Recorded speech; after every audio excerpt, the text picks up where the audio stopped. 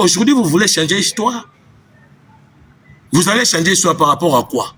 Vos artistes, ils vous ont promis que où fallait pour payer pas, eux aussi doivent venir là-bas. Et mais pourquoi ils ne sont pas venus là-bas? Fallait pour payer, il a tapé 40 000 places. Hein? Ça fait combien des années depuis il a tapé 40 000 places? Il n'a pas eu même le temps de se reposer. Tant les 2 et les 3, 80 000 places fois 2 à votre disposition maintenant. Papa Hervé, il est où? Papa Hervé Azawa, Wapi. Papa Hervé, Baché, Bachobo, il y a le lenge tout. Basu, Bachobo, il y a le pena, Baché, Basu, il y a basket, Bakoti, si, Babimisi, Babouagi, na panier. Papa Hervé Azawa, Wapi. Malo, Baboyara, na mona Congo. Ba campagne, Bokotaka, Bosala, ba campagne. Makita, Bosanganaka. Et puis, c'est une solution, Nini. Bagolo, vous n'avez rien à dire aux réseaux sociaux. Vous n'avez pas le travail de votre artiste et vous avez eu le temps d'abandonner. Parce que vous avez abandonné Papa Hervé. Papa Hervé, donc, vous avez déposé les éponges. Sans même le combat. Vous avez déjà demandé l'abandon de Gaulois. Alors, si vous avez déjà demandé d'abandon, lui-même, il était venu témoigner, il fallait pour payer plus que moi, non? Lui-même, il était venu faire le témoignage qu'il fallait pour payer travailler plus que moi. Papa Hervé, il sait qu'il fallait pour payer travailler plus que lui. Tous les musiciens congolais, ils savent qu'il fallait pour payer travailler plus que eux touche. Yo fanatique, ils ne comprendre. Si les musiciens ont dit qu'il fallait pour passer patron, il y a les chevalets. Il fallait pour passer ça mot d'ordre dans la musique, il y a ça. Papa Hervé, est-ce que Papa Hervé, il a eu le temps d'écrire l'histoire de la musique africaine? Papa Hervé, est-ce qu'à 8 ans, il y a comme histoire de la musique, même en Afrique? Alors, si vous avez l'artiste déjà, il n'arrive pas à écrire histoire de la musique, peut-être de l'Afrique, et puis du monde, il doit écrire ça. Bagolo, vous devez reprendre encore ce que vous voulez faire comprendre. Vous n'avez pas eu le temps de faire ça. Vous devez aller reprendre encore ces musiques-là. Vous avez encore le temps. Avec Papa Hervé, allez prendre encore. Beaucoup de Papa Hervé pour la musique. Papa Hervé, même dans les réseaux sociaux, Bagolo, Botiki, Nabinoye. Na ba guichet bozate na ba sala minena me mabino kuna ya banga kanaye après boyo benga grand chanteur soki monde place mon na ba grand chanteur ba moni Papa Hervé te yo na communauté congolaise tango melidi amba o melilo tokolangwe o benga grand chanteur na ndenga zo ganga ko ganga aneke na sala 40 000 places te fallait ko ganga aneke na sala 40 000 places fallait ko ganga aneke ndata abeta tandenge petit nanga gimsa beta ki mbala moko abaya recongeler les souches. Papa Hervé, vous devez reprendre encore ce que vous n'avez pas bien compris à faire. Il faut changer la musique. Tambo Tchaka Tembo, le roi de la forêt, le roi de la forêt. Makambo de la forêt, ça là, Papa Hervé. Il est temps que Papa Hervé outi na place au format qui est, au lakisa qui est, au encadra qui est, au lesa qui est, au kabela qui est, au lakisa qui est na misobat. A koki ko sala ndenge de la forêt sala de la forêt qui a 60 ans mais on bête ndoule le roi a 30 ans sur la place de la forêt bête bandoule le net a 30 ans mais a 60 ans banane ba ngaba ya laksara wo en sol ba place wana et ça Papa Hervé mais pourquoi zo ka relaxa de la forêt ba travailler parce que comprendre que ku n'est pas de la forêt nazaki na ba mbri nazaki pena na ma travailler Nazaki pendant donc mutumoko na banda ko diembela na sima de la forêt. Azaki na travail té. Même ça bino na podium na maison mais on a ba grand chanteur à danger ba sala kama le roi ba Serge Mabiala. Ba tumo ba fongola ka voix danger. Yo atori na ba première, ya keka na deuxième, yo ka so deuxième na le kina muto wa yemba na première voix. Ba Serge Mabiala ba zakana. Mutabandu ndona yemba. Donc azande mona mutabandu po omoninga batabandu mutu ba yemba danger. Il y a des gens qui ont dit Biblia na diamant au logotanine. Donc, tala. Bagolois, moi je vous ai promis et je vous ai dit la vérité. Vous n'avez pas compris que vous n'avez pas eu le temps de passer en bas de l'école dans tous les continents de l'Afrique des Gaulois. Vous n'avez pas eu ce temps-là à passer en bas de l'école. Parce que si vous avez passé en bas de l'école, dans tous les continents directement qui aujourd'hui, c'est que les Gaulois ils cherchent aux réseaux sociaux. Moi, je ne comprends pas pourquoi ces genre de gens qui viennent aux réseaux sociaux. Les réseaux sociaux, ça demande les gens qui ont eu le temps de passer en bas de l'école. Les réseaux sociaux, ça demande le travail de vos artistes. Ah, tu soutenais quel artiste? Ah, moi, mon artiste est héritier. Héritier, il ramène quoi aux réseaux sociaux? Est-ce qu'il ramène l'intelligence ou il ramène la faiblessité? Ah, vous soutenez qui? Ah, mais c'est les chevaliers. Mais c'est les chevaliers, il ramène quoi aux réseaux sociaux et il fait quoi? Net, il y a des réseaux sociaux, reconnaître 40 000 places, disque d'or, 80 fois D. Donc, les réseaux sociaux, ils ont la réponse, il y a travail, il y a artistes les plus écoutés au Mobiso Toponaki. Réseaux sociaux, TikTok, tout, basant la compétence, il y a mais c'est des chevaliers. Bison de Batoko va dans les réseaux sociaux, Bison de Batoko va dans à pousser l'artiste. Mais vous n'avez pas bien poussé l'artiste. Vous étiez là comme si vous allez ramener votre intelligence envers l'artiste. L'artiste, il doit ramener son intelligence, mais ça ne doit pas y la sens. Dans Bagolois, les réseaux sociaux, les autres c'est Grabino. Pour pas faire un archive de musique qui a mondité dans ma boucle. Papa veut moukile détecter que ça grand chanteur. Moukile détecter ba grand chanteur na ba place où ba grand chanteur ba kenda na moukile. Donc il roule ba 40 000 places. Mode à somme. Qui artiste on a déjà un mystique. Donc il ba 80 000 places. Donc il ba disque d'or. Ouais le moukile mon radio na zaki grand chanteur. So papa veut que grand chanteur nous à côté ni. Qui grand chanteur non tant que nga mutola Congo les na kata Congo ardoise à Congo qui grand chanteur non la communauté congolaise à côté ni parce que place ba mona ba grand chanteur papa veut qu'on a okokité okosa bango que place fali pour pas kenda rayo pour kolanda obima le la deuxième aigle mais mon deuxième relais abimi mais c'est le chanteur héritier Watanabe à sa deuxième relais en musique à Congo après mais c'est le chevalier c'est le chanteur héritier Watanabe qui fait son travail à la dignité du pays. Est-ce que vous avez entendu les 3 zéniths de Paris c'était annulé? Est-ce que vous avez entendu les 3 zéniths de Paris c'était annulé? Non. Dans l'artiste, il a donné République démocratique du Congo du respect. République démocratique du Congo, ils ont donné l'artiste du pays du respect. Les 3 zéniths de Paris c'était annulé. C'était pas annulé. Hein? Les gens, ils ont douché, ils ont payé les hôtels, ils ont pris des avions, des hélicoptères, des bateaux, d'autoroutes. Ils étaient là les 3 avec M. le chanteur, précisément à Paris, au Zénith de Paris, bien faire les choses. M. le chanteur, deuxième relais de la musique congolaise, avec beaucoup de respect, héritier Watanabe Totori na Motona Tembe. Mto a tout ma pata.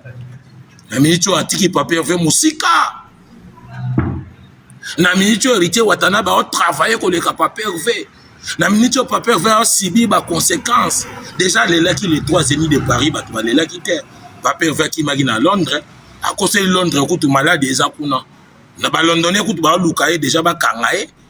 Comment na pays moko ba touriste ba zoya ba activité salama. Yo zoda c'est okendo lo bana lingala. Obosa lingala ba ochango na Google ba jouer référence à lokuta yo me magina pays wana. So Londres lukaye kangaye. À koki Londres. Bagolo bokoki Londres. Bukora Londres. Aquarium wana bokoka kyan. Bon, makelele ça travail et ça mabe. Bayaka na réseau social na travail artiste na yo. Artiste na nga beta sala 25 000 places. Batutu oyo bayebi ke abetaki. Baroya suna ba débattre pour ba monde bazalaki ba somba ba billet abeta 25 000 places. Bayaka na débat artiste na nga yaki na travail oyo mukile esenga ki ya nango. Mukile moni. Sur Bino Bozoya, ça va travailler dans les réseaux sociaux. Vous avez pris des droits à se mettre vos paroles dans des réseaux sociaux. Parce qu'aujourd'hui, les réseaux sociaux, ce n'est pas des choses que comme vous avez pris ça à des Gaulois. Vous avez pris ça comme c'est un endroit où on peut venir manquer de respect. Mais non.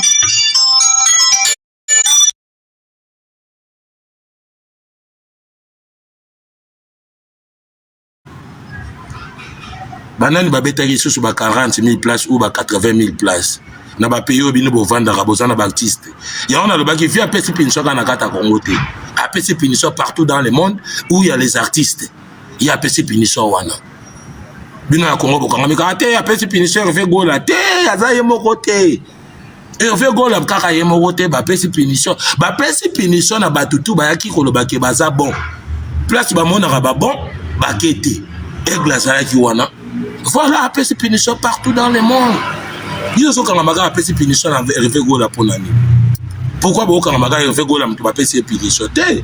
Ici, les artistes à monde, ils ont fait sa punition à bateau tout va mettre la musique. Ce qu'on le monde est découvert.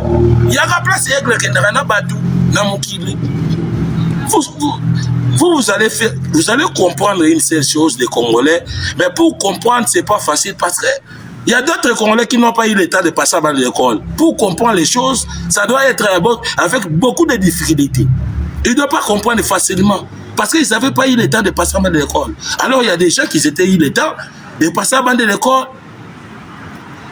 Bagoloa, ngana bino toko solo makambo te parce que vous n'avez pas les stylos devant vous.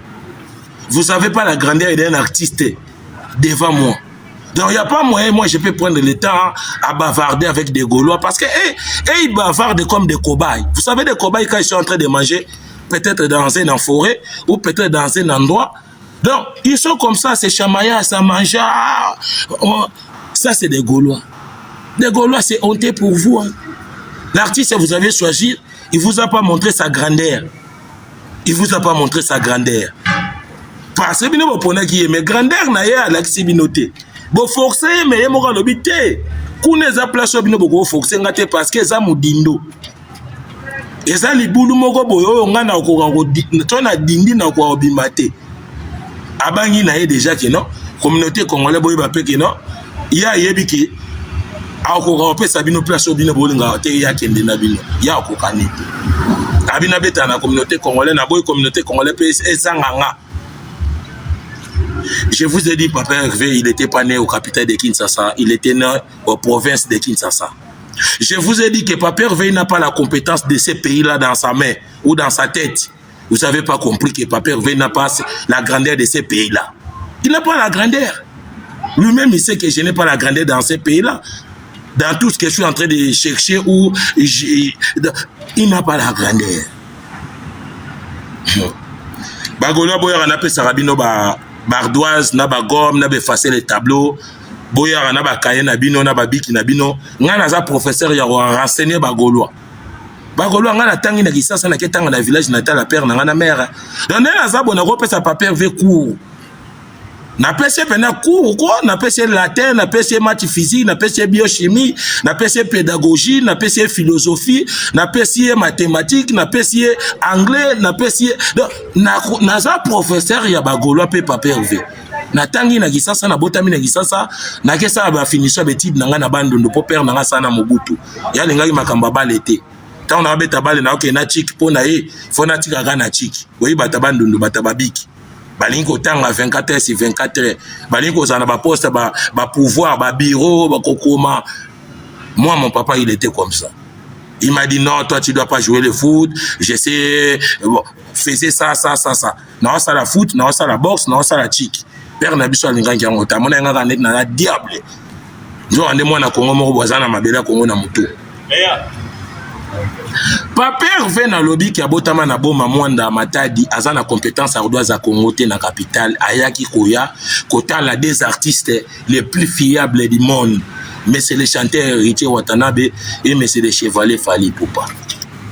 Bon moni ke tang bayaki boloba ki te place Fally Ipupa kendaga ba musicien Congo baroya. Contexte on a na lingeli mona minoko na bino te ba congolais. Vous allez regarder les mêmes, vous pouvez garder le même contexte où Fally Ipupa y part, tous les musiciens congolais ils doivent venir là-bas. Alors, depuis Fally Ipupa il est parti.